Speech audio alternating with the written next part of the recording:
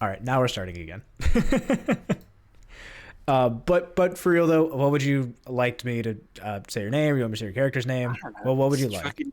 If you roll with it, and we'll go from there. All right, Bartholomew the Third. No. uh, name's Matt. Talking about your character, trying to get to know the character Tom Bardy, everything that they represent, how they kind of came about, and just interesting things you may have about them that you have not shared yet, and things that the character might be feeling about the campaign, or you might be feeling about the campaign. Sound cool? I am the character. Sure. You are the character.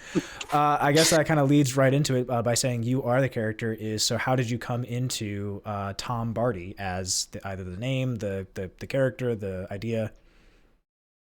So Tom Bardy was made up after I decided that I wanted to be a bard, because Classic. Right, as people that know me in real life would probably say, that I rolled high in charisma and then probably low in wisdom. So I figured that I might as well find something that fits with the Style. Style. Yeah, life. That would be easy to role play. Style, life, anything that a bard is like stereotypically known for. Pretty much, yeah. So I've had people tell me that stories from my life sound very similar to an episode of It's Always Sunny in Philadelphia. So, really, I mean, you could, yeah. Well, Tyler has told me that before. You tell me if you feel like that's not true. I would say that there are very much like sitcom moments that could be played out as like second narrative plots. That's right. Wow, not even first narrative. Not even first narrative. You don't get that. You don't get that culture. Rude. Yeah. So I came up with. Tom has to earn it. I don't know what you're talking about. I came up with, hey, I want to play bard, and then I was like, initially, all right, so. This is not the first D&D campaign I've done before. Okay. So you've had others. Yeah, technically it's my third, but the first one really doesn't count because it was a session and a half. Does first one ever count? I mean, like you don't have to finish the session. As long as it was good for you. Right, exactly. Like, yeah. But it was practice for future sessions, right? So.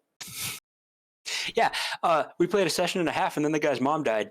So that group stopped. Not in campaign. No, like his mom died in real life. Like I got a text message of like, "Hey, so the D&D group, like I think we're probably not going to do it anymore because I got like personal stuff going on." And I was like, "Are you okay? Like what's going on?" And he was like, "There's family stuff." And then I never heard from him again. All right, I don't think I heard that one before. Yeah, because I forgot about it. Because that was when I worked at Quick Trip, which would have been 2015, maybe. Jeez. Okay, so fast forward to the second one then. So, so the second one I think was 2019-ish. Okay. And maybe 2018, but I did it with a group of friends from my previous job, and the DM was, or still is, I guess. I think he's a Pats fan, but he might just be a Tom Brady fan. So when I decided that I wanted to do a bard, I was like, how can I fuck with him? So I didn't tell him what the name was because we were doing it in person until the actual first session. I told him that I was still thinking about it or whatever. Okay. And we did the stereotypical, you all meet in the tavern and you sit down. And as he's going around and asking people what their names are or the different characters are or stuff, he gets to me and he says, okay, who are you? Introduce yourself. And I said, well, I am the best bard that has ever existed. And people will know my name. And from every corner of this realm, you will hear people scream the name Tom Bardy. So the name Tom Bardy has had a legacy before what we're seeing now. Right. Okay. Right. It has. I have two separate D&D Beyond accounts. One of which I don't remember how to log into. Might be through Twitch as opposed to Google. Okay, fair enough. So you literally have a alternate Tom Bardy that exists in someone else's canon universe. I sure do. And I don't think that he has ever been touched in the years since we've done any of that. Well, dang. Maybe it's time to take a brush off and take a look at some of the old stuff that may have gone through the to the mind of the owner, you and Tom Bardy, and seeing how its reincarnation has taken some changes. Maybe if there's been any. We sure can. Tom Bardy was level 4, and he was a Mark of Shadow Elf. So, I'm sorry.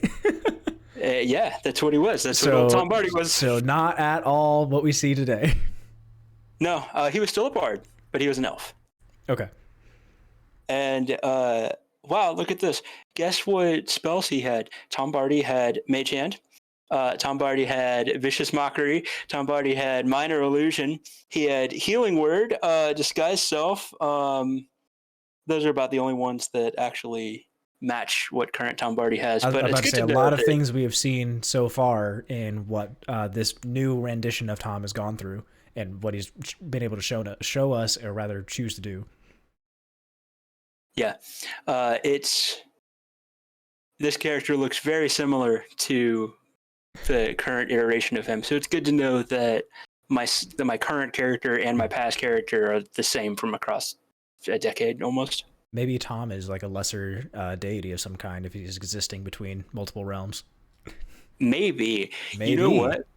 If we get a second character, maybe my second character should be a warlock, and like Tom Bardy can get murked and just vanish into whatever, and then but not really, and then my patron as the warlock can be That would can be be Tom kind of Bardy. interesting to see if there is a the patron saint of Tom Bardy.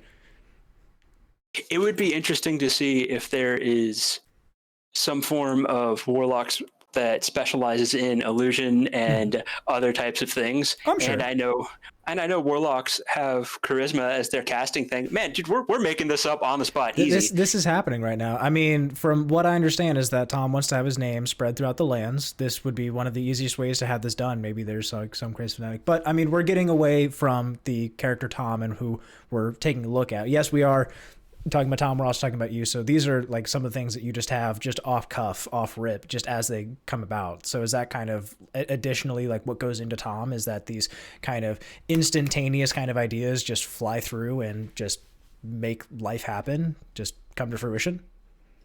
Yes. So the way that I operate in general is that 80-90% of the things that I ever think about are made up on the spot. So Okay. I figured, why not make a bard?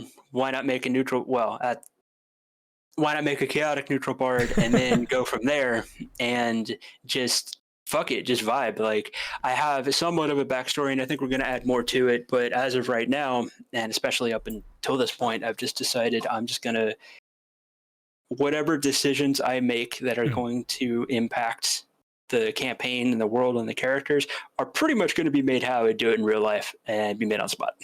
I feel like Tom's already made quite an impact on some of the world around him, being those that either followed near and dear to him or people that might have just had passing with him. But you were saying they're talking about a backstory behind Tom, and something's going to be potentially growing on that. What is the current iterations of Tom's backstory? How did this Tom kind of come in? Not just the idea of him, but what is currently the canon lore for this rendition? So the canon lore for Tom is that I wanted to mess with you as the DM, and I wanted to make you. Yeah, I wanted to make you read a paragraphs long novella and get invested in a full story and think it's going to be super awesome, and then at the very last second pull a bait and switch that just has something stupid as the end. I believe there was already some ideas that came out that was being read by me for one of your dream or visions of something that came at the start of one of the episodes. And was everything in that dream, for the most part, as you envisioned it could be? A storyteller's just narration and you getting to have your own part in playing inside of it? Yes. So the Cliff Notes version of my character's backstory is that he grew up in a small halfling village. That small halfling village is essentially where Bilbo and Frodo live in The Hobbit. And so it's village just, versus shire as what we're talking about here. That's what I mean. Would a nicer picture be just like a general suburban-esque kind of style? Are you talking full-on New Zealand Shire in the hills?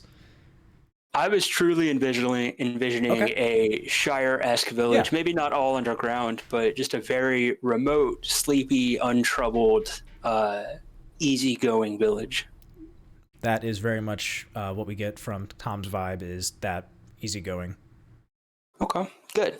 That's what I'm going for. So the Cliff Notes version of the backstory is that's where he grew up. He had really one friend in this town. He had a best friend, and this best friend was a wizard that had a little scrying pool. And I wanted to make up a stupid story, so I thought, okay, what do people typically do for stupid, unplausible stories? Well, I made up the Halfling Shire version of a guy spying on his stepsister that got caught in a lodger hamper. Oh, goodness. And walking in and being like, oh, God, she's, help me, stepbro, I'm stuck. So the general story is that these guys have been friends since childhood, start to grow up, start to become young adults, all that kind of thing. And then Tom walks in the room one day and he sees this character who I named as a joke Pervicus, using his little wizard. Seems about hand in hand, or hopefully his hand in hand. Right. Yeah, please have both hands on the scrying pool at all times. So he was using the scrying pool to, typically they'd been using it to spy on people around the village for entertainment, because what else are you going to do? Watching people... With such a powerful object such as that. Right. Why use it for good when you're 13 and you could be using it to watch the village idiot try and tame like wild horses or something? So Tom walks into the room and sees his friend, and his friend is spying on his stepsister that's stuck in the laundry hamper. And Tom is like, what the hell are you doing? That's not okay. And then they basically get into a fight. As they get into a fight, scrying pool rocks around. As scrying pool rocks around, it's basically like when you have a really old TV and you're trying to actually sit there and tune into the bunny ears radio signal on the top. Talking really old TV, talking about really old TV, like 80s kind of stuff. I'm talking when you had a screen that had a super awesome giant size of 8 inches diagonal. I mean, 8 inches is pretty large. Right. Like I'd watch that. Yeah. We're talking channel 3 is the video games, or channel 5, whatever it was. Or channel 3 equals D. So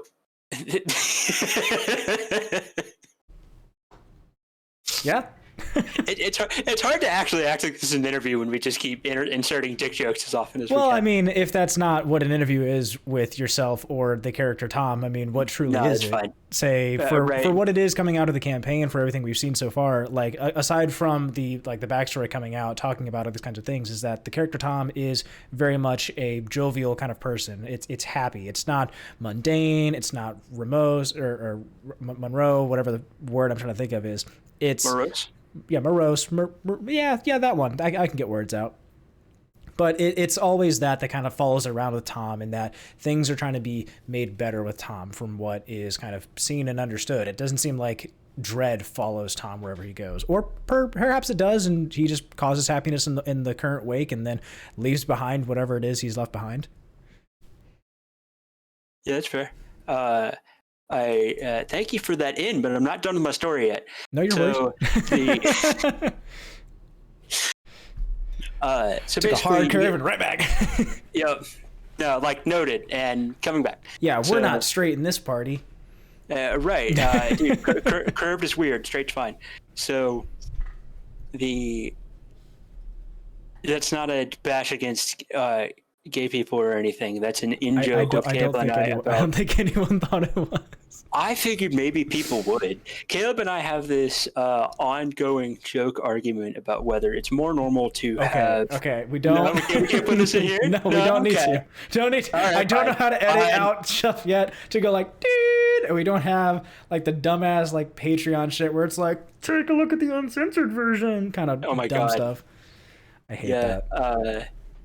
Yeah, make sure that you censor all the funny things with a giant Patreon symbol. Yeah, I'll take it all out and I'll make sure that there's only like 30 seconds of it in a clip and it cuts off before like the funny part gets to it.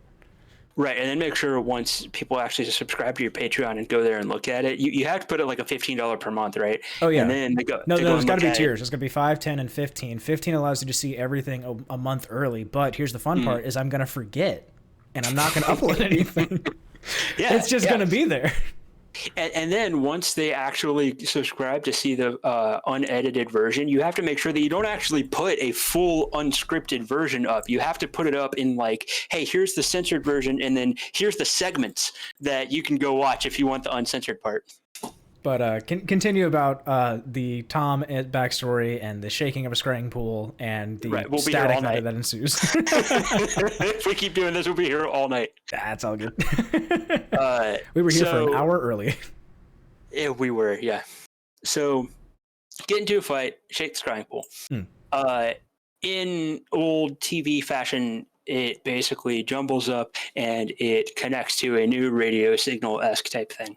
And all of a sudden, Tom is sitting there looking, well, okay, they got into a fight, and basically Tom said he's going to go tell the guy's mom. And he's like, no, don't do that. And he's like, I'm going to tell her, you're going to tell her. And then... So are you telling me that Tom is a narc? I'm not saying that Tom is a narc. I'm saying that if there was somebody in a household that was being spied upon by a family member, especially in vulnerable moments, that's probably something that should be addressed. That's very fair. Very fair. Tom is a very noble man or child at whatever stage this is. He's 13, 16. I don't know. The age of watching weird E-Bombs World and Totally Not Okay videos up in a friend's bedroom in like early high school, and you get traumatized for life because you just happened to click on some shit that you thought was fine. Let's go to Lemon Party. Let's go to Meat Spin. Those sound like fun, silly websites. Goodness gracious. So I'm 28. People are going to be like, what the fuck are those? And I would love it if people unironically went to Lemon Party right here. But no, okay, so calls out to Pervicus saying, like, I'm going to tell your mother about it, trying to disrupt him, distract him from it while the scrying pool is busy doing its own thing. Yep. So, Tom gets control of the basin. Pervicus is flustered, angry, ashamed, all those types of things, and he just storms out of the room. When Tom looks back at the basin, it's radio, whatever, signaled back onto what Tom sees as essentially two groups of warriors clad in some kind of armor, locked into battle, where they're locked into some sort of pushing match to try and push the other ones over. Like wrestling. Like wrestling, like vertical wrestling, yes. Or like a blood bowl of some kind that exists in the realm. Right, exactly. And, as I'm reading this because I want the exact phrasing of how I wrote this months ago to come out. Go for it. As he continued to watch, an 85-year-old man with a walker and 30 rings on each hand threw an oblong brown ball to a man with similarly colored armor. This man sprinted down a grass field to a giant tuning fork, horns blaring and fireworks exploding as he crossed one of the last arbitrary white lines marked on the field. Adjusting the pool's vision higher up, he could just make out the name Tom Bardy, visible in dazzling colors, and our hero knew that whatever he did in life, he wanted that level of recognition and glory. Mm-hmm. And then his dyslexia acted up and he fucked up the spelling on the legal documents to change his name. Oh, and he plays the panpipes or whatever. The end. So excellent backstory telling for this. But one thing that keeps getting pointed out to me when I read through it and I take a look at this and I hear you talk about it even now is that you keep saying Tom sees this, but there appears to be a section where Tom's name appears to come out of the scrying pool. Is there something that's being held back or not being shown just yet regarding Tom's previous name, or is this something you're wanting to hold close for the moment? So I haven't really put a lot of thought into it. Okay. There is segue into what we had and then came back to. So kind of the vision that I have for Tom is that knowing that most halflings are very Hobbit-esque, they are very not simple, but like simple pleasures, where your entire worry for the week is, am I going to be able to make the pie in time for my neighbor that's coming over on Friday? Yeah, they're very habitual people. Yeah, just easy living kind of thing. And so I thought, what would an adventurer that is a halfling, how would they go from living and growing up in that society into adventuring life? And this story kind of brought it up, but the idea of whatever reason Tom had, he wants his name to be out there. He wants people to recognize him, to adore him, to know of him when he goes places. He wants to be famous, and he doesn't necessarily want it for the reason of power. He just wants it because he wants to feel like he is recognized and that he is worth something. So you talk about wanting to be recognized and worth something and have this kind of thing. Are these things that he wasn't feeling at home for whatever reason, or are these just like the new thing that he had latched onto, where he's like, this is my new life's goal. I have everything I want here, but I want that more recognition. I would say that there's a level of restlessness. So you hear a lot of people that grow up in like small town America that they don't, when you're young, you want to go out and make something of yourself. Typically, you want to succeed. You want to reach newer heights. You want to go out and experience all the things that you don't know. There's a drive. Exactly. There's a drive. And I feel like the small town America vibes are usually more catered to people that have already done that. And then they've lived that life, and then they come and they settle somewhere where they don't have to continuously continue driving and succeeding and doing all that. Like they're happy with where they got. Exactly. They're happy with what they got, or they saw the amount of effort that it would require to continue with what they were living in their current life. And then they decided, I don't want to stress myself to continue to do those things. So I'm going to go do something where I don't have to. And even if other people think that that's downgrading, the person is taking more joy in the simple pleasures in life and the things that I would say probably really matter more than, money, cars, fame, whatever. And then they go do that.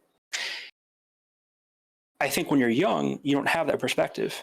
And I think that it's a very typical age-old story for people to grow up in a small town or somewhere where just not a lot of things happen. Okay. And they have the drive to go do all of those experiences. And so in order to do that, a lot of times they just have to leave because those opportunities aren't available for them there. And I could be wrong, right? These are just my own thoughts. I mean, to jump it all back in, is that while this continuous thought has been yours, this is something that you're giving to Tom. Yes. Character. Yeah. Okay. Yeah. So I'm not sure if that's fully come out just yet for everything that Tom has. I don't think Tom's been able to kind of verbalize that. So you giving that kind of perspective about it gives more inheritance to what Tom is and more character depth to what Tom can be shown as. It's just up to him to have that come out or force it out, or however the campaign or people around him is able to see it or hear it. Right. Because up until this point, I basically stated I'm awesome and I'm cool and I'm the best bard ever and everybody's gonna know me and everybody's gonna like me. Correct. And there hasn't really been, it's been very surface level.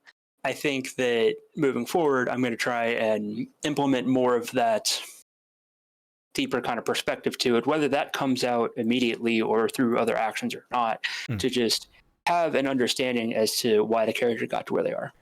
From what I can likely gather from Tom, the character, wanting to have that kind of background to it, I don't think that there's something that is necessarily forced. There's the activities you do, like literal, and then might be things that like passively happen that are seen through there. So, for example, some of the, for lack of a better word, shenanigans that have recently happened in the city is that Tom could technically be associated with that. Whether or not he thinks that's good for being known or bad for being known, that wasn't something that he may have like directly wanted to have happen, but by nature, this is now something that Tom is associated with. Right. So I can't help you right now, cat. Hey, there's a cat. It's for everybody on that might ever watch this, so it can be immortalized forever. Not the cat. It's not my cat. Come here, Primrose. No, you're just gonna stare at me? Okay. So Primrose is my friend Jesse and Cassandra's cat, and the short version is that Prim was only supposed to be here for a couple days, a week. It was a month about, and it was, oh, like, hey, we'll give you all the shit, and then if you want to give her back, no hard feelings. And I said, okay, and that was 3.5 years ago. But we never had the conversation of like, hey, I'm keeping the cat, because we never had that conversation. It's not my cat yet. She's just on a long-term vacation. We'll jump back over into Tom D&D stories. Mm-hmm. So yeah. There, go ahead. Yeah, if you got something. Yeah, so to continue, like, that drive of, this is what I grew up knowing, I want to experience more. When you don't have very many opportunities in the place that you're in, I feel like that's where a lot of that chafing and a lot of that, like, I got to go up, I'm growing up, I want, I'm changing, my friends are changing, my life circumstances are changing, and I want to go somewhere where I can either be somebody new or I can experience the world, I can do all these things. Sometimes people still have strong family ties and maintain those as they go out and do that. Sometimes they cut all ties with it. Sometimes they look at what they have and decide, okay, well, I want to keep this, and then they stay where they are. All of those things are okay. I am looking at this from a perspective of somebody that wants to have that drive to go out and, quote, make something of their life. Okay. Putting that in quotes because that's not any better or worse than somebody that decides to stay in that environment. And is taking the drive in a fantasy setting to go out and live that life. And part of that can also be associated to the chaoticness that you are saying aligns with Tom, that it's right. There's no rules to it. It is strictly, I'm going out, whatever goes. Right. And I think that's easy for me to role play because earlier in my life, I was that type of person that needed that like external validation to feel like I'm worth something. Because if I make all these friends and I make them laugh and I, talk to them all the time, and I'm constantly going out and spending time with people, then therefore I'm worth something because it's proof that these people want to be around me. That was early 20s me. Thankfully, I've grown a little bit and I don't need that anymore to feel like I have worth as a person. Well, I'm kind of role playing a person that does have those same insecurities as I probably did when I was younger. So to kind of talk about it, as you have mentioned before, maybe not during this interview session, is that this is very much a Mary Sue-esque type of character. Yeah, I put in a self-insert because for the first real campaign that I'm doing, or any that's going to have any amount of longevity, I want it to be easy to roleplay it. I feel that you've done a very good job of doing all that, especially with giving a lot of depth to who you are and who Tom is kind of mirroring or mimicking. And that I feel that from this, the campaign, is that Tom will eventually develop into his own character that you can have a fond farewell to, and the deity that is going to be Tom Bardy. But yeah, I don't I don't necessarily like. I don't want to just like kill Tom off and move on. And I'm not even really making any concrete plans to say let's move on to another character. I'm just going to ride Tom out for as long as it Right. happens, No. or it's still fun, and go from there. Yeah, no, not saying anything necessarily happening to Tom. It is more so just this is a very nice way of you to kind of, as you said, ease yourself into it. But when you're talking about Tom, so we've already kind of talked about where Tom Bardy came from, what is Tom, and kind of where everything came from. You're talking about the background of him. So kind of getting into the history of him, let's jump into the current of him. Sound good? Yeah, let me go act like I'm petting a cat so she runs away. Here, I can pause for the moment. All right, I hit play again. Nice. Play again. Okay, I hit play again. Can you just keep pressing like the play button and it doesn't do anything? Or is it a play/pause button? Yeah, it's a pause/play button. So what it'll end up doing is it'll be like a really weird stop motion if I decide to do that midway through this. Let me continue with the, I'm 28 but sound like I'm 55 analogy and say, how come there's no CD players where you had a separate pause and play button, and when you push one of them, it would be down, and then you push the other one, and the other one pop back up? I believe it was stop/pause play. Those were two different functions. And it's not a, well, yes, it was also on a DVD player, but yeah. I was thinking of a CD player. Fuck, I fucked it up. All right, wow, way to go, you fucking 55-year-old boomer. Right, man, I can't believe I'm not 55. Fake old? Fucking... Yeah, yeah, put that in your Rolodex. Now we're getting somewhere. No, let's jump into the... we've talked about the past Tom, we've talked about the creation of Tom, both in this session, other sessions. Let's jump into the current Tom, what Tom's currently going through. So one of the things I wanted to ask was with Tom right now is the current group that he's in, this kind of, for lack of a better word, this hodgepodge, this motley crew that you got going on right now.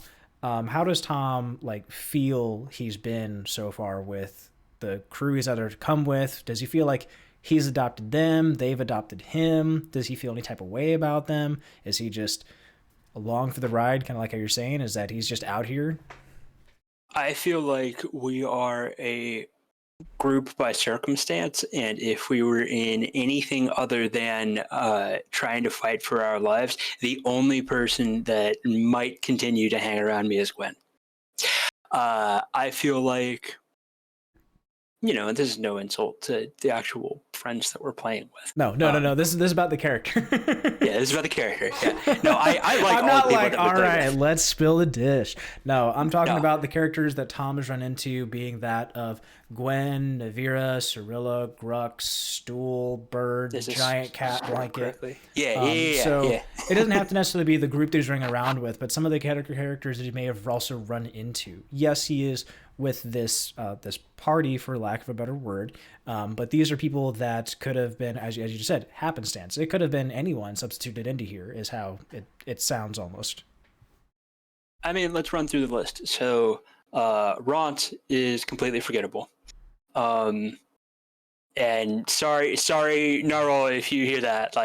Ront is completely forgettable. Dude was there for 5 seconds. He got murked, and I'm glad it was him and not the rest of us. So I believe Ront is in one of the sessions that we unfortunately don't have recorded in the very beginning. See, exactly. See, not only did we he's not forgettable, he's just not even there. Ront was an orc at the very big first session when we broke out of prison that we took with us, and Ront got stabbed by 18 dark elves immediately because he didn't want to come with us to this guard outpost, and he wanted to. If I remember correctly, he didn't want to come to the guard outpost, or we made him make watch. I don't remember. And then we were all connected via mushroom powers, and all of a sudden gone. And we're like, oh shit! Well, he got stabbed by 18 people. And I we won't skipped. Correct any backstories as much as I can. That's what Tom remembers. That is what is canon to Tom. Whether or not that's proven anything else elsewhere, that's for Tom to find out later. That's a good point, because then that'll make it easier to be surprised if something happens. And that's okay. Not That's what I love about some of these things, is talking to the character and the person behind them, is how is the session to your eyes, and seeing what you're able to recall and things that turn into complete surprises, are like, oh, this is making sense now. It's been laid out like a book in front of you, and now I'm able to read it after chapter 19. Yeah. See, this is why it's fun to just YOLO my way through it, and then if I have to actually think of something, that happens in the background, and then I'm like, okay, cool. Well, Yeah. But so you said you wanted to rattle off some of the characters that you've run yeah. into that were either memorable or had any kind of impact, or I'll let you take the lead. Yep. So Ront was totally forgettable and died in 5 seconds.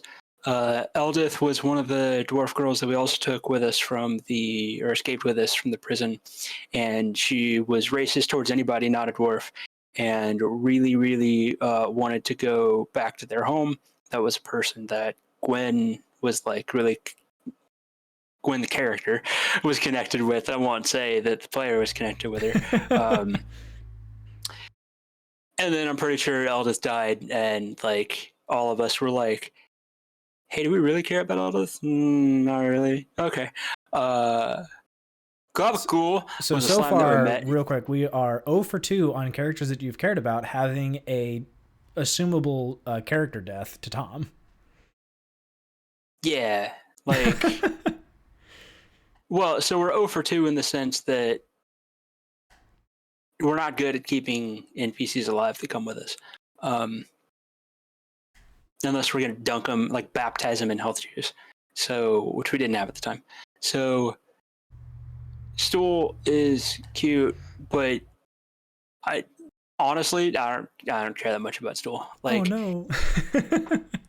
Like Stool's cute, and he's cute because he's just like a tiny little mushroom child, and he's innocent. Okay. But I'm real fucking over him getting us into trouble because of how naive and innocent he is.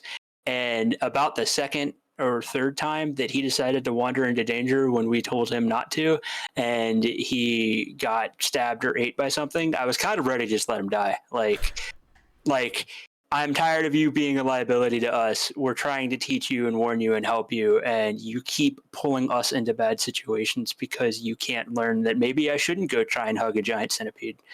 So Okay. Again, this is Tom's rendition of the entire thing. yeah, personally, like the only reason that I was even acting like I was freaking out when Stool got chomped on was because I felt like nobody else cared.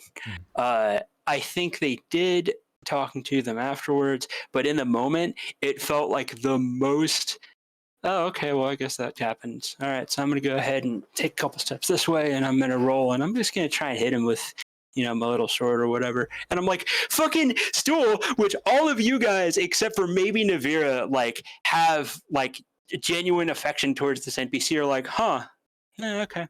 And then moving on, I'm like, what the fuck? Like, why are you not just like pushing people away and like rushing towards them? Why are you not screaming into your microphone and like going into full on, like, I'm going to stand over his body and kill every fucking bug in this entire room in order to avenge my friend? Like, and unless that happened in the 30 seconds that I stepped away, it seemed like nobody gave a shit. So for at least talking about that, it seems like out of the 3 characters we've talked about so far, is that one of them has at least garnered a large explosive reaction, regardless of whether or not you believe you cared about him or not.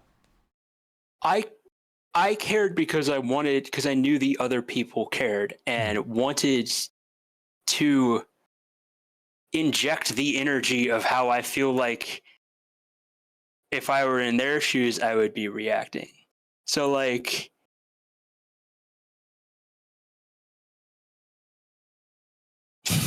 how real do you want to get right now? We don't. We can move on to the next character because like I said, No. talking about like different things that you've run into as Tom, being in the current situations, no longer the past, jumping into what's currently happening to him. No, I mean I have commentary on some of the other characters in our group, and I didn't know how real you wanted me to get about it. It's entirely up to you. This is being uploaded. I don't have a way to take anything out, so unless you give me a warning to say, hey. I do not have a way to filter you at the current moment. So everything coming out of you right now is going to be live, unedited, raw thoughts of Tom. Okay, let's push that one to the back of my head and let that Okay, cook for a little we'll longer move on and see from what it needs Stool. to. So And, let's well, jump to the immediate characters. Is what you're wanting, or pushing that to the?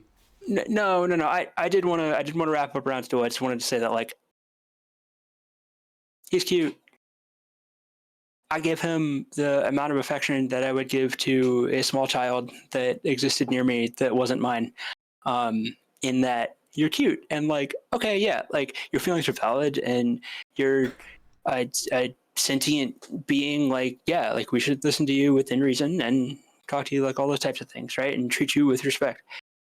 But as far as actual connection to Stool and his personality, I don't really care. So you're the uncle that's very happy that he gets to go home from the party drunk and not have to worry about the child. I'm the person that oh, well, see, that's not even fair because with my friends in real life that have kids, I do actually care about their kids. Okay, so just Stool was a very much someone you did not bond with. Yeah, I'm the family friend that's oh, okay, they have a kid, and then if the kid comes up to me and he's like, "Hey, look at this," I'll be like, "Okay, yeah, it's you came up to me, and that's worth us having a conversation about. Hey, what's going on? Show me your thing, and whatever toy you have, and let's talk about it. I can get hype with you about that. Why not? But as far as me caring about Stool more so than any other kid, I don't care. Well, so what about other characters you've run into? Because I believe you were trying to talk about a Globagool, was it? What was the name? Glavagool is his name. He's a slime or an ooze or something. And I love the personality that you gave him because he's just fucking around, and that fits perfectly with what I wanted to do. And also, he seemed very useful in that he was absent-minded but helpful, and we didn't have to sit there and carry him the whole time. It's also been long enough now that I've found myself caring less. That is very you as Tom is caring less, or both. Fair enough.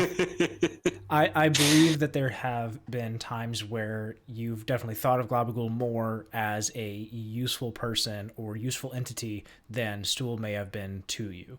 I do also, to be the DM here, I feel very strongly that Stool's tools and usefulness has been very apparent and will soon be very apparent now that it is gone. That is fair. Stool's ability to mind meld us and communicate telepathically has been very helpful, and I think it was session 2 after that ability was implemented that I was like, "Hey, I'm not going to tell you how to live your life, but if I were you, I'd remove that crutch as soon as possible." So as the DM, there is the rules is written, the rules is cool, the rule is interpreted. Stool very much a living thing that existed in the world already. There were some what would have to be labeled as homebrew items. That being the telepathy was very much a thought at the time, and then it quickly grew very useful, which is not a problem. That's how things are meant to be. It's supposed to be the characters thinking about unique ways of solving problems or abusing things rather that are given to them, and hopefully those things don't get taken away or handicapped in any way. The goal is never to fight you. The goal is to help you have fun. And again, rule of cool, Stool is an awesome character for those that enjoyed him or didn't enjoy him. The usefulness of him was beyond what was known in the very beginning. So who knows? Say, from my understanding, is that Stool is gone now from you guys. Yeah. Stool went home for whatever that means. That could mean that he went home to his mushroom family and is now living on the mushroom farm upstate after we had to give our dog away to the mushroom farm. Over the rainbow? Yeah. He could actually be with his mushroom family, or he could have came back and he had some weird I live in Japanese samurai times, and I have umpteenth stories of my entire village burned down around me, and I came back to the shattered remnants of all of my mushroom people because they're mushrooms. They don't have any actual defenses. Or it could be that he teleported himself 5,000 feet above the ground and reached terminal velocity. Or it could be that I don't think there's that many possibilities for him to go into okay. as a small, young mycenial child. I mean, Very fair. I don't know. So who are the other things you may have run into, or? I'm pretty indifferent towards Bird. I really like. I kind of like the drawing that Melissa did, but at least at my believe I can have it up here. Yeah, I just want to point this out here. Like this. Yeah, so you talking about the cheeks up here? Yeah, so you have like the tufts on the outside, right? And then there's the tufts that are like the higher layer of tufts. I thought that was part of her mouth. And so I'm like, what kind of fucking paralysis demon shit am I looking at where their smile is like up to here and they have fangs and they're super tall and skinny? Like, what am I seeing? So to talk about that, seeing these spectacular things and being the halfling that Tom is, living in small town Shire, now exploring the world, all of these things don't appear to essentially shock Tom as much as seeing Bird, hearing Stool, seeing Globagool formulate himself in front of your eyes. So far, it seems a lot of things are just, again, Tom just kind of rolling with it and seeing these things. Is there anything that Tom's like not been expecting so far? I mean, I feel like we're glossing over some of the things that Tom's gone through. I'll ask you a question in two parts. Okay. So, first part is that I intentionally left the backstory of Tom nebulous, knowing that I could either fill it in later or I could leave it very open to speculation. With the idea that when I thought about a bard, and I thought about a bard that's going out to see the world and travel, if you had a bard that is wanting to get their name known out there, if everybody knows exactly what you've done all the time, that ruins the mystique to it. I think it's interesting when you watch like horror movies or you see anything related to like horror type of thing. What's even in shows or movies where you have like the hero's journey type thing, where you have this giant badass scary guy that comes in and just kills and is like super powerful and you can never fight him. The reason that those things are scary is not because of what they're capable of, it's because of the unknown. And the second that people start to realize what the creepy doll can actually do, they know what the limitations are. The second that you know what all the strengths are of the scary guy that's, slaughtered your entire village, you know what his limitations are. Same thing with this type of thing. If Tom's going to be the most well-known, famous bard ever, if every single thing is written down, people are like, oh, okay. But if there's some level of mystique that may or may not be true, and some levels of rumors that can be generated from it, then that adds to the hype of the character. Fair enough. I forgot what your initial question was. I said I was going to answer. You were talking of just essentially the shock behind seeing Bird, a Quaggoth innkeeper, and having a larger reaction to seeing what would be labeled as a monstrosity amongst other beings in the far realms. Tom being rather unfazed by most other things, being a sentient slime, a sentient mushroom. So while those things might not be on the same level as seeing a Quaggoth in a full outfit serving you, it's just those kinds of things where Tom doesn't appear to have those kind of range of emotions. So that shock of seeing the depiction of Bird was not Tom. That was me. That was me being like, what the fuck is that? That was me not understanding what I was looking at and being initially confused by whatever the picture was because it was far away. So like seeing something like this in the background helps to visualize some of the things that Tom is going through. I'm like, that's neat. Like, it looks cool. It looks like a city. I get the imagery of the motes of fire and the orange to symbolize that it's like a forged city made out of dwarves. There's fire and shit, but like, it's neat. I don't really feel like, much of any type of way. Yeah. I will say that the backgrounds help, especially like the Roll20 backgrounds and stuff too. When you are manipulating the backgrounds and then putting the characters in front of them to talk about them, that does make me more immersed into the story. I will say that kind of building off of the nebulous past, that's also why I feel like Tom isn't very phased. Because as a bard, he's heard a lot of random things that people have said. And I feel like when you make it your life story or life's goal to meet everybody in the entire world and let them know who you are, pretty easy to start to become unfazed by whatever new random thing has appeared in front of you. fair enough. I also, me as a person, I read the most of the Drizzt Do'Urden novels set in the Forgotten Realms. So like their D&D books. I read those like a decade ago. And you're like, I got those already. Yeah, so like when we talked about being in the Underdark, I'm like, oh, okay, like there's Munda Baranzan, there's the Bainray family. You mentioned Gromf Bainray, who I know is Matron Bainray's son, and he's a wizard. I know that you have Grey Dwarves. I know that there are the Deep Gnomes. I know that, It would probably be just best to kind of take some of that background lore knowledge of actual IRL things to just kind of label that fogginess as things that Tom would have had as like I've heard of X thing. exactly. And that's exactly where I'm going with that, is that I've read those things, and so I, as the person, know them. Well, in order to make sure that I'm not like metagaming, I'm framing that in the sense of, oh, I'm a bard, and like, hey, I heard about these weird ass like gnomes that aren't the same as gnomes that we know. They're deep gnomes, and they know things about rocks. It's like, oh, okay, that's cool.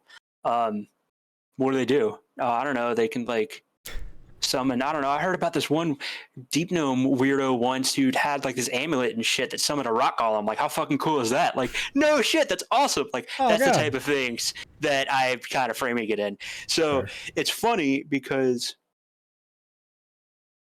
there have been multiple times in the campaign where things have occurred that I'm like, I kind of think that maybe that's that way. And that's like not only the character doing that, but me being like pulling memories out of Yeah. books that I read 10 years ago.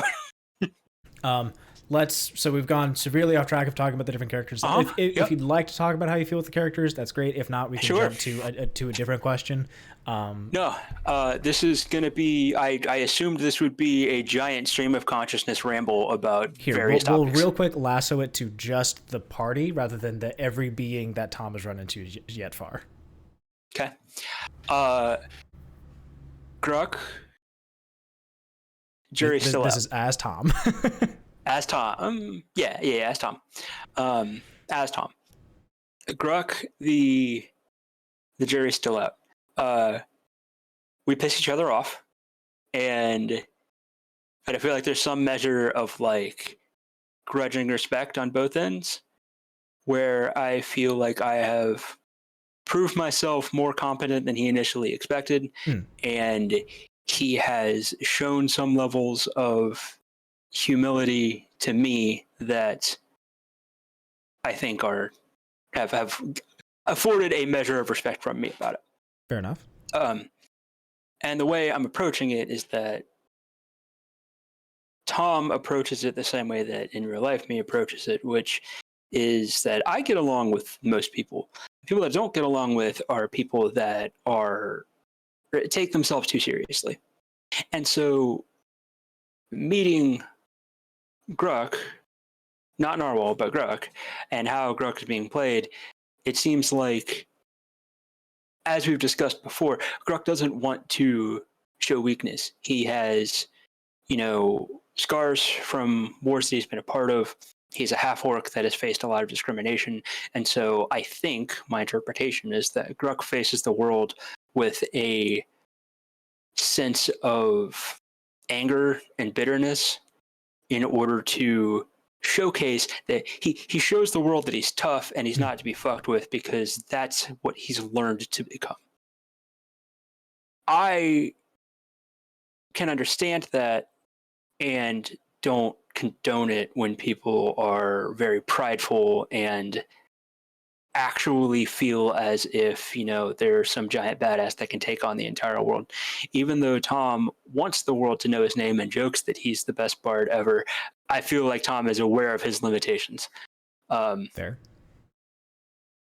So when I meet people in real life, and when Tom meets people in the game that are just have a stick up their ass about everything has to be 100% serious all the time because that's how, you know, they've learned, it just grates me the wrong way.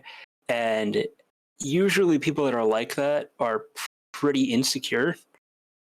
So I think it's fun to kind of play on that a little bit and make them face their own insecurities, not for the sense of to torment them, but in the sense of, I know you're bullshitting me and you know you're bullshitting you. So just get over whatever it is that you have a problem with. I can help you with that. And then let's move on and grow as people.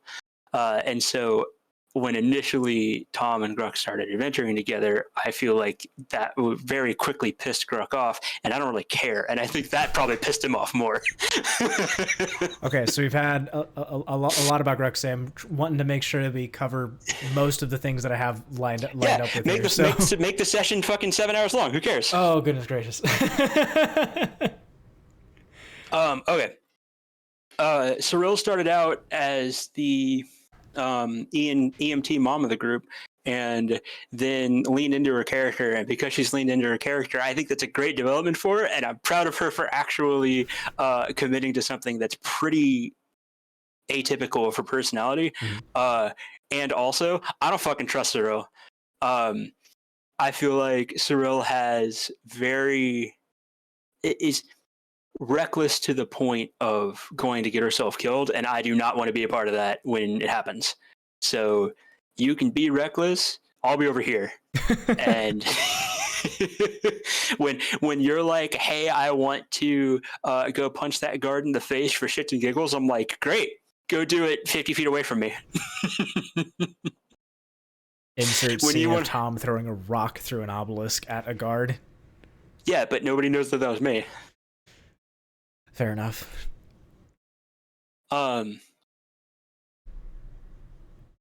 like what she's done with Cirella. And I don't trust Cirella.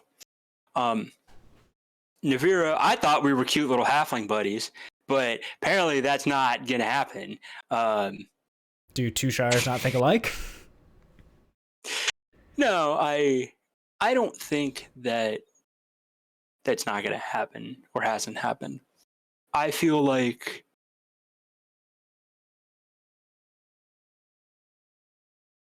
Nevira approaches it the same way that I do, in that I'm thinking. Apologies. I can see the smoke. There's like remember I was telling people at work today, I found a picture of like it's a picture of a cute little black cat, and its eyes are just like super wide open. It's just got its little tongue out, and it's just like, and it's like, how do I get a pet like this? Because it's super cute and it's full of love, and also you can see the one brain cell, like the DVD symbol, trying to hit the corner. That's what my life is like. I literally walked to my coworker's desk that sits behind me, so like 5 feet, and don't pause it. All right, back. I'm not being censored. Yeah, oh no. Oh no. It's going to get even worse once you actually pony up the money to buy some editing software. Yeah, right. 1984 is when I can't ramble about bullshit for 2 hours. We're coming up on an hour. I know. See, what was I talking about? You were talking about Nevira and how you were like, oh, we're going to be like neat little halfling buddies, and that hasn't happened. No, well, it did happen. And I feel like Nevira approaches it the same way that I do, in that, yes, I have connections with the group that we're a part of. but also a pragmatic understanding that this is a group that is together out of circumstance and in a less threatening situation would not really have anything to do with each other. So if there is a situation in which people have to go their separate ways, or it would be, I don't want to make it sound like myself or her are just going to drop people immediately, but if it goes into a thing of either go to jail for you or I'm leaving, like I feel like both Nevira and myself would not hesitate to make that decision of you're cool and I like you. I'm not going to jail for you. I'm not dying for you. I will help you as long as, I will help you as long as it doesn't severely adversely affect me. I believe there is a final member you are now on. Yeah, so Globical. No. The wrong G word. Gwen. No, I know. Oh. It's Gwen. I want Gwen to talk more. I want Gwen to give the group her thoughts and feelings more often than she does.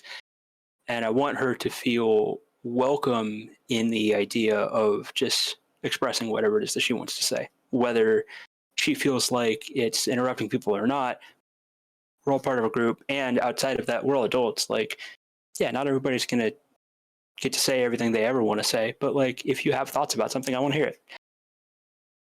So to talk about how you're feeling with the group, and you saying that is that a group by circumstance, that it could be perhaps that you're not the only one feeling about the same way with the relationships between the group. And maybe. I think that, like, out of all of them, I think I like Gwen the most. But unfortunately, I don't think that that's because I've formed a genuine attachment with her more than the other characters. I think it's because she hasn't said enough to where she's still a blank slate, which means she is at neutral, whereas everybody else has given me reasons. Everyone else has gone down to natural. Yeah. They're not at neutral, they're at natural. They're at, like, bad troll, where... It's not bad, but it's like, in like an RPG meter. It's natural goodwill. Is that but default is not neutral. Default is I don't know you. Okay, that's fair. I would say I give her the default of, like, you are an acquaintance, so you have, like, on a scale of 10 to -10, you're probably at a +2, because that's what I give everybody to start out with, and then the other characters have done things that decrease them at various levels. We could talk about what they may have done at a separate time, but one of the last couple things I want to ask you is that from this group and with kind of what you've given right there is that of the group, who is the most likely person that Tom is to trust? And then thusly the inverse would be the least likely to trust. So to give one of the examples you had given is that, like, go to jail kind of a vibe. If you had to pick one of them to go through with, that you were being framed for one of their crimes, who would it be that you'd be able to take that fall for? Let me answer the second question first. I would be... Oh, the inverse one. You're like, nope. I would be least likely to trust Cirella, because not only for a multitude of reasons, rather, because of her past, I feel like she is being very reckless, right? Which is only going to end in tragedy or failure, and I don't want to be drugged down with the sinking ship when that happens. I also feel like she not only has not made a genuine connection with anybody, but has been very standoffish at any attempts to make that as part of the character. And compounding that, I feel like Cirella has been very, very tight-lipped about her past, even when directly confronted with it and directly asked about it, which by then being like, yeah, I'm not going to tell you about that, feels very like, well, fuck you then. Then I'm not going to give a shit about your past. I'm asking because I want to know so that I can get to know you better. And if you're not telling me, then fine. Okay. So Um, the inverse of who would you take the fall for? so that's an interesting question. About who you would be willing to take a fall for, or who you'd be okay with taking a fall for? Yeah, I mean, I have two How would answers, Tom but have to reconcile that? I have two answers, but for different reasons. Okay. Um, from a purely emotional standpoint, probably Gwen, because I feel like Gwen would take a predictable approach that would also, if she's being thrown in jail, she's either being framed or she's being thrown in jail for good reason. Oh, Like, I feel like she sets out to do things with a generally good perspective and wanting to do the right thing outside of an alignment chart, not even trying to go into that. Like, outside of that. yeah, just as a character. So from a purely emotional standpoint, I'd probably pick that.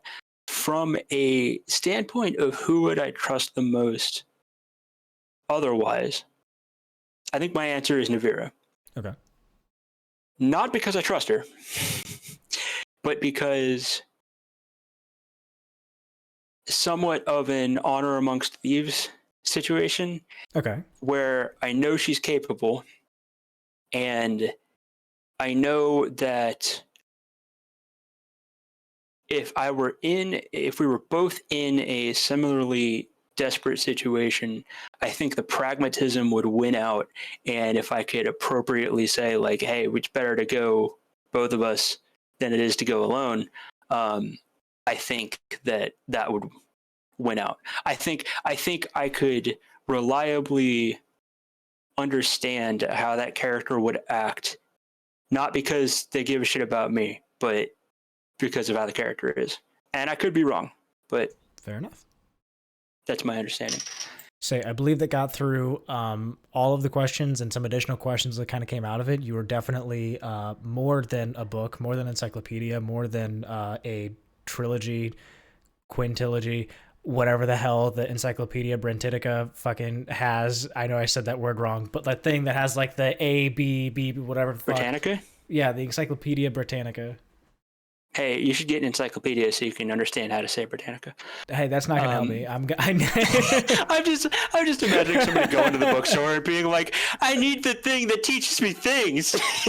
What's it called? I don't know. You're talking about a thesaurus? I don't need the dinosaurs. I need a book. Right? How am I supposed to know what it's called if I don't know how to find it? And no, there's a last question here that you didn't ask me yet. Oh, what is Tom Bardy's plan to get home, or what is it they're wanting to be out here? Say, I feel that in regards to at least what they're wanting to be out here, you've answered that in full throughout many different questions. There's been a weird circle that's eventually come back to something that Tom has said to want to go out and do, whether or not that's you saying it as Tom or you claiming to say it as Tom. I believe that's fully come out and a bunch of different questions with it.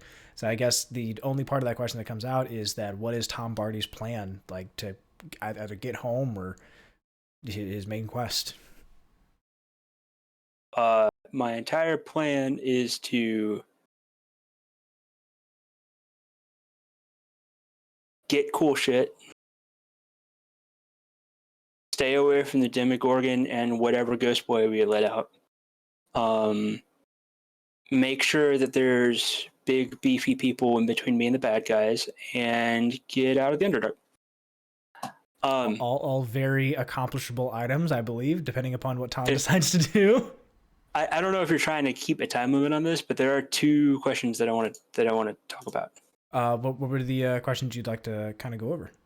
So, the only question that you didn't really you kind of asked me, but I wanted to answer was you asked, it seems Tom could be distant to other members at times or is fully leading the way. Can you expand on that? I apologize on that. Yes, that kind of had gone through. So yes, Tom has been seen throughout many of the sessions, either in his like little side session with Gwen, or when the party's in full force, or when the party gets split middle of a session, is that there is a large cadence behind Tom's voice coming out for being a very much a large and welcomed driving force for initiating dialogue, initiating interactions or conversations, and a myriad of other things that Tom appears to be spearheading. I mean, Can you expand on like why that is? That's the Mary Sue self-insert. But that's also leading the way with that is that it's also been the inverse, is that, as you'd said, that the relationship between Tom and the other members doesn't appear to be as there as reaching out to random strangers through his meeting. So there's there's a disconnect that's there. So wanting to understand like that dynamic. So outside of anything else, I think the reason that I'm a big driving force in all of it is because that's just what I naturally am like. And I think that, I mean, having met the other people playing outside of you, especially Gruk and Gwen, Gruk and Gwen are both very,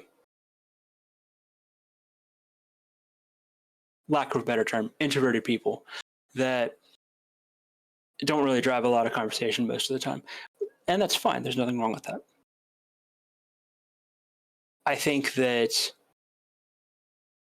Cirella will get there. I just think that she doesn't naturally start out that way. Or rather, I guess what I've seen is that Cirella will crowdsource a lot of it more than when sometimes a more direct answer is needed. Again, there's not anything wrong with that. I think I drive the conversation and pick up and run with it because half the time I'm either have something that I distinctly want to do, or because I want the pace to pick up, or sometimes, probably incorrectly, I think I can see where they're going with it and see a more expeditious route to continuing that. Expeditious being expedited. Yeah. Basically saying, like, rather than us sit here and go back and forth for the next 5 minutes, I think I know where you're going with that, so let me take 30 seconds and just do it. Fair enough. There could be things that are missed by going that route. 100%, right? I'm one person. I'm not perfect. People have different perspectives. I no, like you're not You are amazing. Right, sorry. I'm the best part ever. Yeah, get that weak shit out of here. Yeah.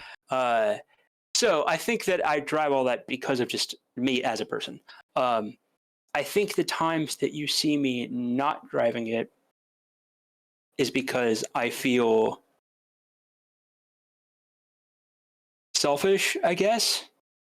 I feel like if I am always the one that's driving it and always the one that's doing it, that's crowding out the ability for other people to play the role-playing game.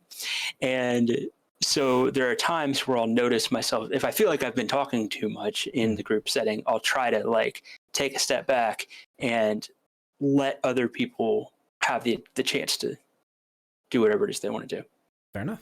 And if I see people start to do that, unless there's something that I really feel like jumping in and contributing to, I try to make it a point to let them finish whatever it is that they're doing.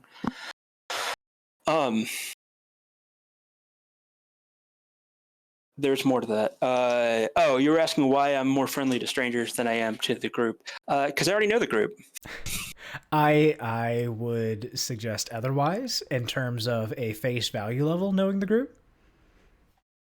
How about this? I feel like I know the group. That doesn't mean I know the group, but I feel like I know them and have already made a judgment call on them, right, wrong, or indifferent, and therefore Tom decides, okay, well, I already know what their reaction is going to be, so let me go ahead and talk to somebody that's a new experience. Totally. I would suggest that Tom get to know some of the characters perhaps a bit more with things that they may be willing to share, or perhaps there are things that Tom, that maybe even myself, I'm not aware of, that Tom has heard either passively or directly from these characters that's added to his decision amongst the people that he's choosing to band with. But I believe that there's some more that could be developed with Tom and these characters to kind of bring everyone together to avoid the, if someone drops dead, that sucks. I think it's there, but every time I fucking ask, they're just like, no, I'm not telling you because I'm mysterious. Okay, then I don't care.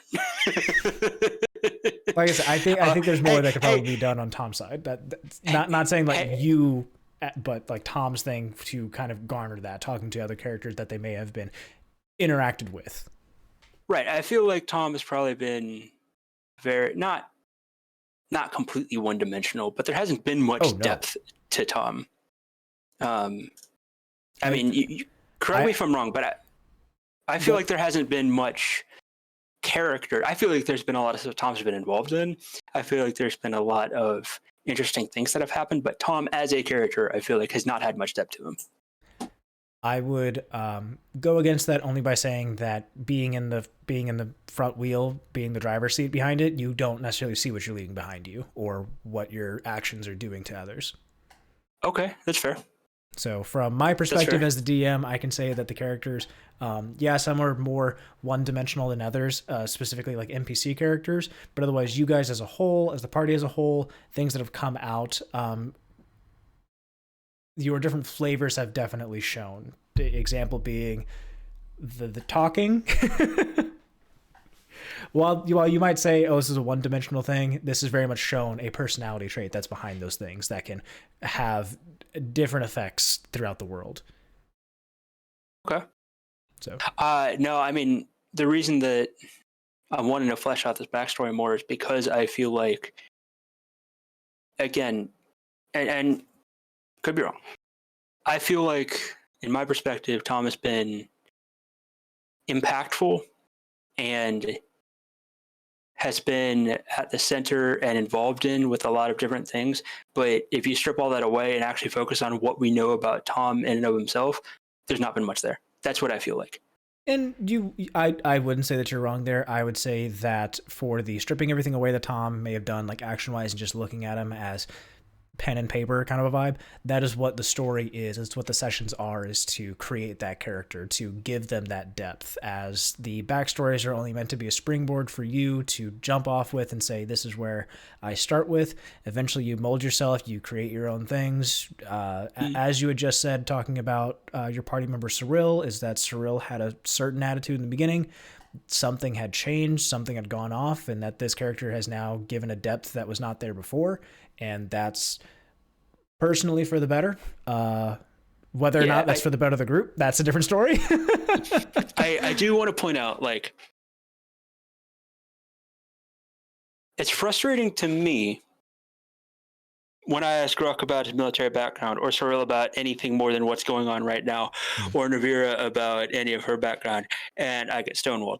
That's frustrating in the moment, but I think overall that's good. That's beneficial and healthy for the character development to not just be an open book as to here's what everything that happened. Yeah, and say NPCs can't necessarily stonewall you through a lot of things, but it's the same way with NPCs you may run into, is that not everything is going to be available for them.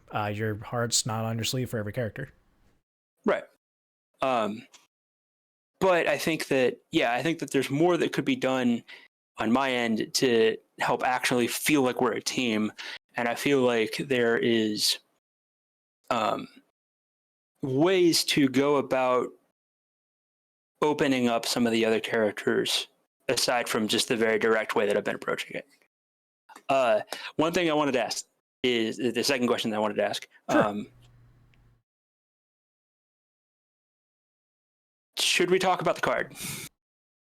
We pulled a bunch of cards, but should we talk about the one that I haven't actually said to the group yet? That's entirely up to you if you want to talk about that. As you had mentioned previous in the beginning, things that Tom was created by at the original pen and paper, and then the things that are developed with Tom and things that may have changed.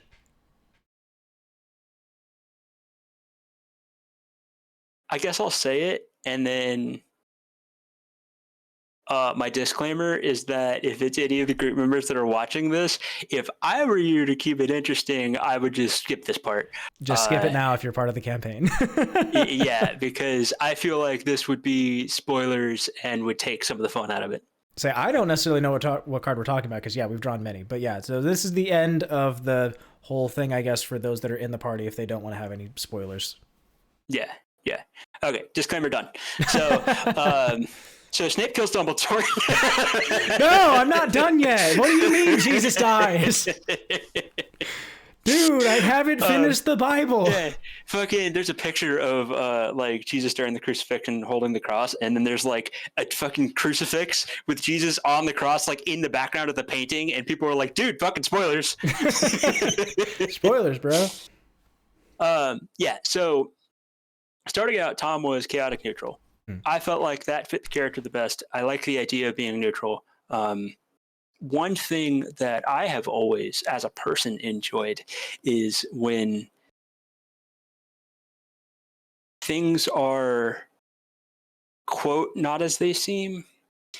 Not necessarily saying that it's going to be a complete swap, but the idea that I like it when you have a vibe where somebody's going to underestimate you and then you prove them wrong.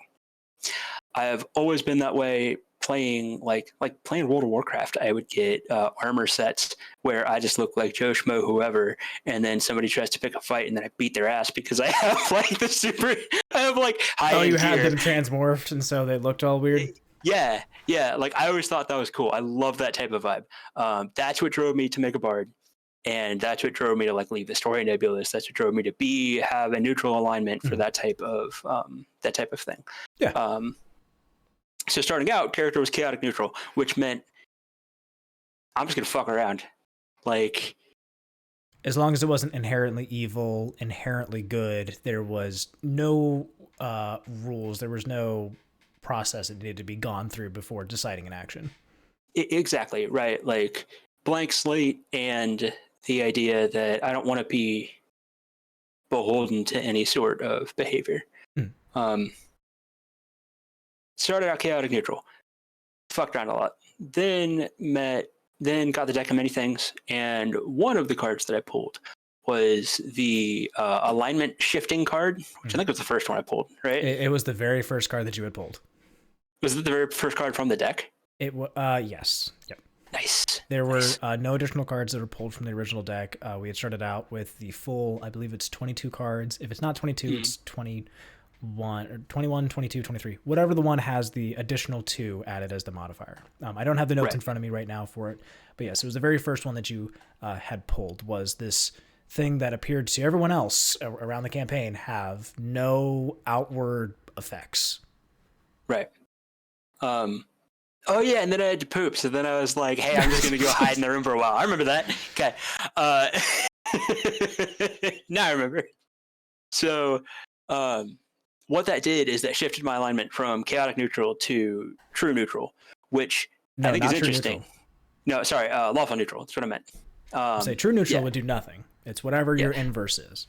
Right, chaotic neutral to lawful neutral, which I think was interesting because that kind of threw a monkey wrench in a lot of stuff that I had planned for the character.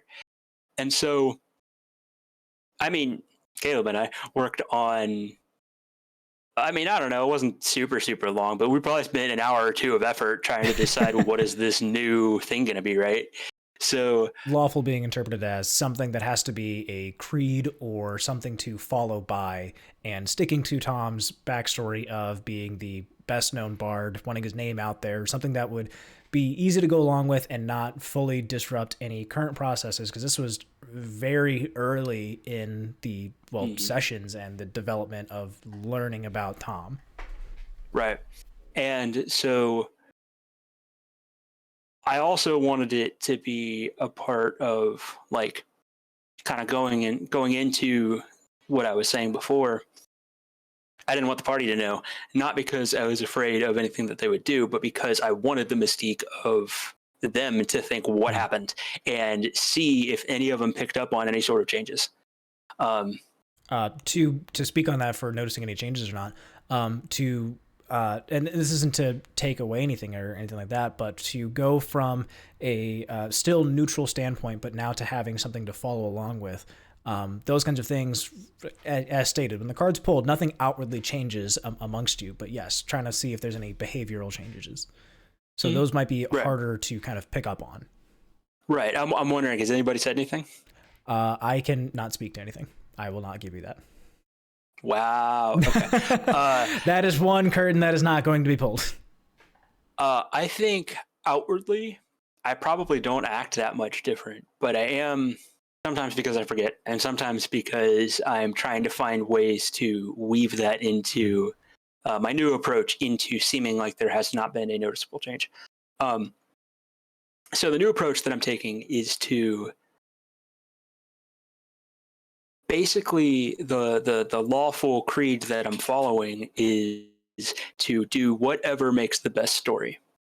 So I like it that something happened that it made me just be like, oh fuck, what do I do now? I like those moments. It gave a lot extra to Tom without having to originally think about it. It was a consequence of an action you had taken previous is now having a real life effect on what you need to think about, what you need to do. This isn't a as much as it was before a Mary Sue kind of thing. There are consequences in the world that happened. They affected you. There are things you have to follow along with now, or choose to break from if you wish, and again, suffer same consequences, the same ones that got you in there. Right. And one thing that I've always noticed about myself as a person is that, I do drive a lot of the conversation, and I do feel like there's a lot of conversations where I kind of know the direction that it's heading. And I realized that the people that I surround myself with, whether it's friends, family, romantic, or otherwise, the people that I find myself drawn towards are people that derail that and do things that ruin the predictability of whatever is happening at any given point in time. And so I think that ties into this as well, where that's kind of cool that I started out as a character truly just being like, fuck it, whatever's going to happen, happens. And now I'm being forced into a situation where I have to follow some sort of creed when I specifically started out with a character that was going to be against that type of idea. I think that's cool. Yeah, and it also helps out with kind of like how you're saying, driving that development for that kind of thing. So now it's your actions, you have to think about, well, is this what that would follow along with? You can't do your whatever, or you still can. You absolutely can. No one's holding you anything. But this is something to kind of give you that extra thing of making Tom have that extra dimension. And so part of that is like, I mean, the couple times that the overt times that has been a thing has been asking people if they want to pull cards from the deck of many things. And, it would have happened, but I don't think it would have happened at quite the pace it has happened or to the people that it's happened to. Seeing Cirella being drunk and seeing the change in her where she starts to become more reckless, I was like, hey, you want to pull a card? Because I knew she would. And the idea being that whatever happens, this will be something that in the Iliad of Tom Bardy's life would be something that we could put in there. Same thing with Radowill.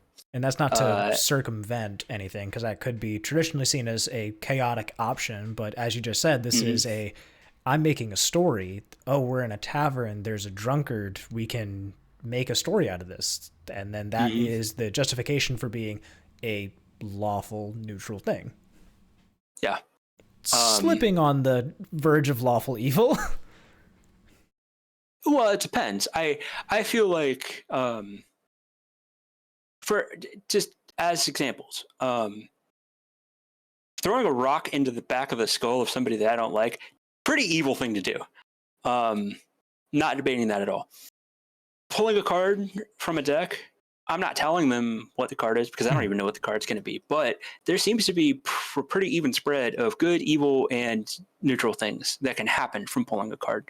So I'm not, and unless, if I'm offering it to somebody that's desperate and I tell them, hey, there's a bunch of, you can pull one of these cards and get 10,000 gold. You can be rich, and trying to get them to pull a card, that would be an evil thing to do. But presenting the option to them and letting whatever happens to them, I think is a pretty neutral thing of, you're aware of the circumstances. Here you go.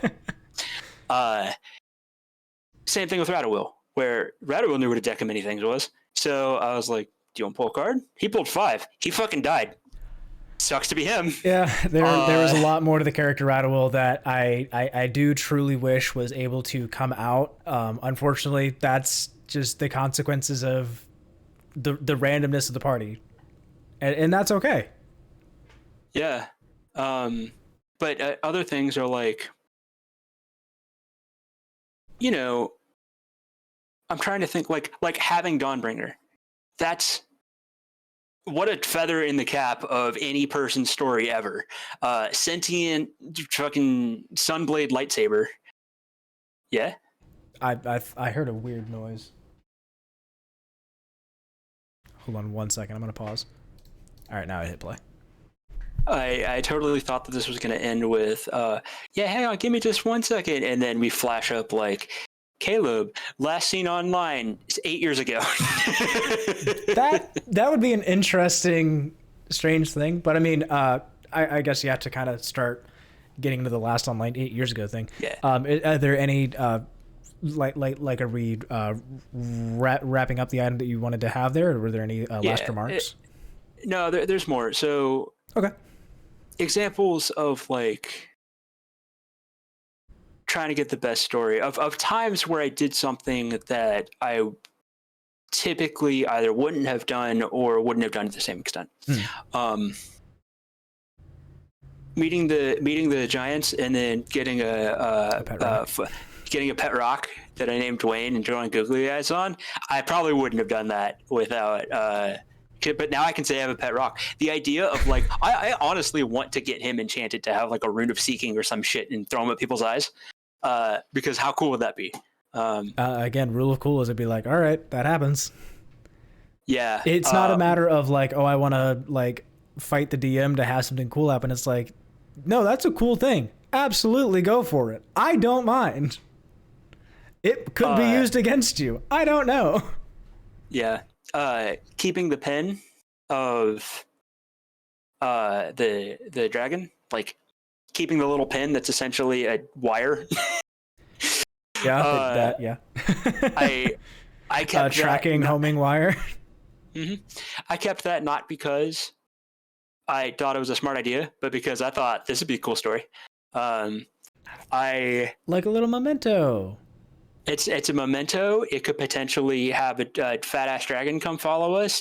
We could be potentially constantly followed by guards of the dragons that are trying to like get at us or something, Keepers and we have flame? to keep.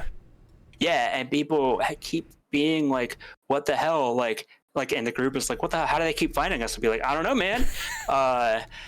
There could be a thing where the coup actually happens and the dragon and keepers of the flame get overthrown, and then somebody finds the pins, and then now all of a sudden they have ways to track us or something.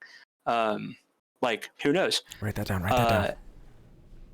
Like I said, did you ever want me to just rattle off random shit? No, like, I have too many things that I have to actually think about and go through, because I don't mind if things are said and guessed or if I steal things from you all. I truly don't mind, because then in my head it makes everyone feel 10 times cooler to be like, oh, I called it. It's like, you did, bud. Mm-hmm. The one that I'm looking at right now that I thought would be neat. Oh, sorry, I'm gonna wrap up the other thing.